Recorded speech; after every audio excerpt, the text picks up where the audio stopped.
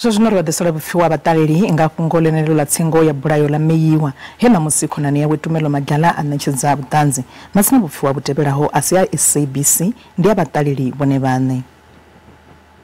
Ne kha hoyo khonani ya senzo meiwa a thi khoto vhuya nda lavhelela zwithu zwinzhi muthu ane anga bva na Mafhungo ndi Kelly Khumalo kha ya Mafhungo ndi ene muthu ane anga amba vhuṱanzi no fusha hezwo zwavho dzi khonani zwa hone thi vhona uri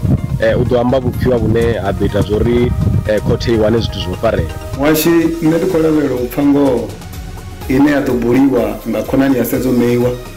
uri ho itea mini, u ḓivha mini, ndi nnyi muthu ari murahu a lufu lwa senzo meiwa. Ndi yone ngo ine rine nda khou ḓo pfha yone ine nda khou i lavhelela uri khonani ya senzo meiwa u ḓo i bula ṋamusi vhoṱhe vho ḓiwana vho ita zwithu izwo vha ḓiwana a vhathumbuni ya lukhohe. Tama ya senzo meiwa ine ya khou ṱanziela ṋamusi ngei khothe nṋe ndi nga ri kha i ṱanziele vhuṱanzi hoṱhe ine ya vha naho ine ya vhuḓivha uri vhu ḓo kona u thusa musi mudzhaji i tshi yo dzhia tsheo. Ndo livhuwa ndi vhorosalani u bva kha kuthondoni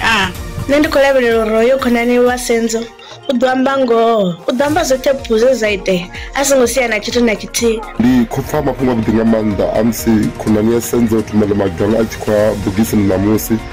Zwine nda khou lavhelela zwone ndi uri khamusi ri nga fhedzisela ri khou wana vhuṱanzi ha u khwinesa vhune khamusi ra nga fhedzisela ho itea mini uri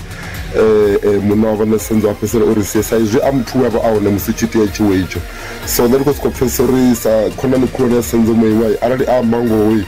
zwiambaro zwi nga ri bvisela khagala uri ho itea mini ngei ro ḓivha ngori ndi ene muthu ane a vha na vhuṱanzi ho fhelelaho. Ndi khou lavhelela u pfha mazwifhi u bva kha khonani wa senzo ngauri o balelwa u ripota ezwi zwithu lwa miṅwaha minzhi na vhathu vhoṱhe vhane vha vha uri vha nga ngomu hafhaḽa ndi tshi nga takalela na vhone uri vha sengisiwe